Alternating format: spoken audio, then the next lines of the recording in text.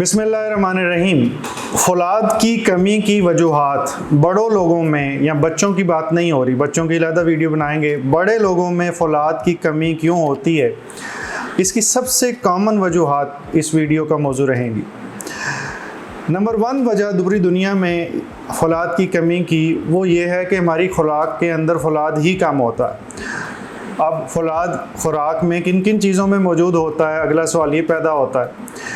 गोश्त, चाहे वो मुर्गी का गोश्त हो, मछली हो, मटन हो या बड़ा गोश्त, इन तमाम में आयरन मौजूद होता है।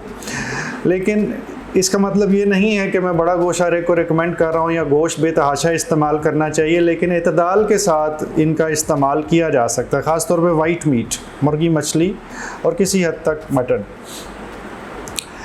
इसके साथ साथ कुछ ऐसी सब्ज़ पत्तों वाली सब्ज़ियां होती हैं जिनके अंदर आयरन मौजूद होता है, वो इस्तेमाल की जा सकती हैं। जैसे कि पालक इसके बारे में मशहूर है, लेकिन पालक के अंदर जो आयरन है वो बहुत ज़्यादा एब्जॉर्ब नहीं होता। लेकिन और भी बहुत सारी सब्ज़ियां हैं, तो कोई भी हेल्दी डाइट में आप सब्ज़ियां शामिल रखें तो आपका आयरन मुकम्मल रहेगा।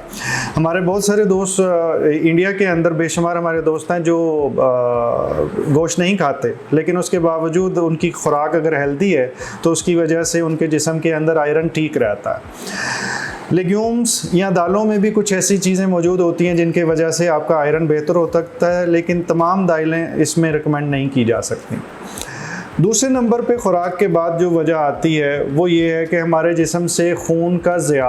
अब खून का ज़िया कई तरीक़ों से हो सकता है। कुछ ऐसा है जो कुदरती तौर पे फ़ीमेल्स के अंदर, ख़वातीन के अंदर होता है। अगर वो ख़ास हद से ज़्यादा हो तो उसके नतीजे में फौलाद की कमी हो जाती। अब इसके साथ साथ ये ज़हन में रखें कि कुछ लोगों के, अगर आप ज़हनी और जिस्मानी सेहत के बारे में इल्म, नए तरीका इलाज और नई से नई तहकीक के बारे में जानना चाहते हैं तो इस चैनल को सब्सक्राइब करें, बेल आइकन को क्लिक कर दीजिए।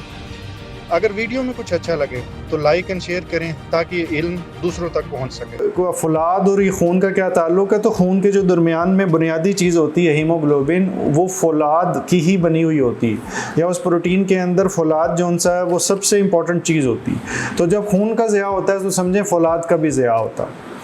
इसके बाद कुछ लोगों के पेट के अंदर ज़ख़म होते हैं, या जिसको मैदे में अल्सर हो जाता है, उनके पखाने के अंदर खून रिश्ता है लेकिन वो नज़र नहीं आता। यानी कि वो लोग कहते हैं कि हमारे पखाने में तो कभी खून नज़र नहीं आया, तो वो आँखों से नज़र नहीं आता, वो बहुत बारीक सा होता है। लेकिन जैसे एक कतरा भी over the period of time निकलता रहे तो अल्टीमेटली उसकी वजह से कमी हो जाती। तो मैदे के अंदर ज़ख़म, आंतों के अंदर ज़ख़म, उनकी वजह से भी फौलाद की कमी हो जाती।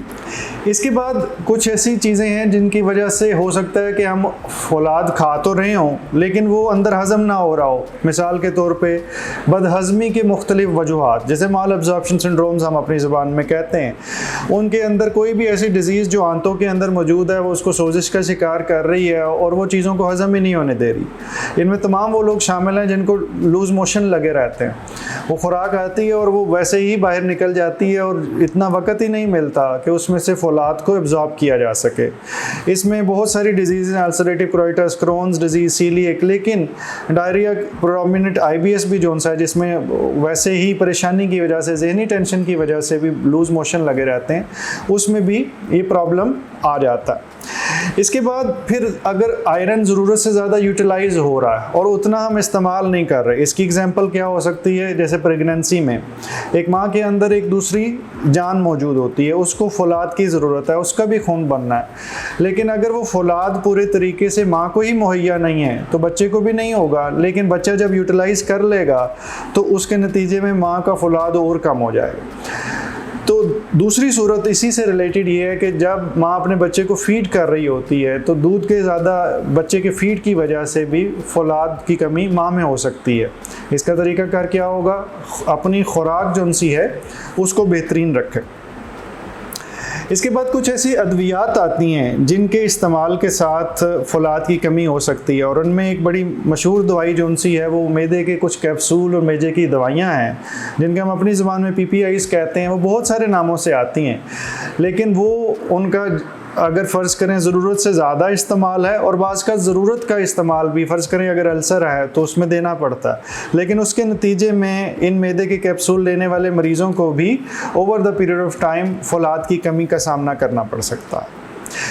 एक बड़ी वजह जो मेरी फील्ड भी है कि गुर्दे के मरीज़ जो उनसे हैं उनके अंदर फौलाद की कमी हो जाती है, और उसकी एक बहुत बड़ी वजह ये है कि हमारे मरीज़ों को भूख नहीं लगती, आंतों में से हज़म नहीं होता, आंतों में सोजिश हुई होती है, वहाँ से हज़म नहीं होता, फिर जिस्म के अंदर एरिथ्रोपोइटिन भी कम हुई होती है, उसकी वजह से भी कमी हो जाती है।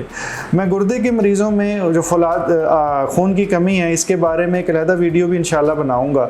इस तरह कोशिश ये करूँगा कि जो बच्चों के अंदर फौलाद की कमी होती है इस पर भी अलहदा एक वीडियो बनाएँ, ताकि जो वालिदैन अपने बच्चों में फौलाद की कमी देख रहे हैं वो उनके बारे में भी गौर कर सकें कि वो क्यों हो गई। अगर इसको फाइनलाइज दोहरा दूं तो अगर फ़र्ज़ करें कि आपकी खुराक में कमी हो, आपके जिस्म से खून का ज़िया हो रहा हो, आपकी आंत में से एब्जॉर्ब ना हो रहा हो, ज़्यादा यूटिलाइज़ हो रहा हो, जैसे एक प्रेगनेंसी या हमल के दौरान दूध पिलाने वाली माओं के अंदर, या आपके गुर्दे में कोई प्रॉब्लम है, और आखिरी चीज़ अगर आप मैदे का कैप्सूल ले रहे हैं तो उससे भी आपको बाज़ फौलाद की कमी का सामना करना पड़ सकता है।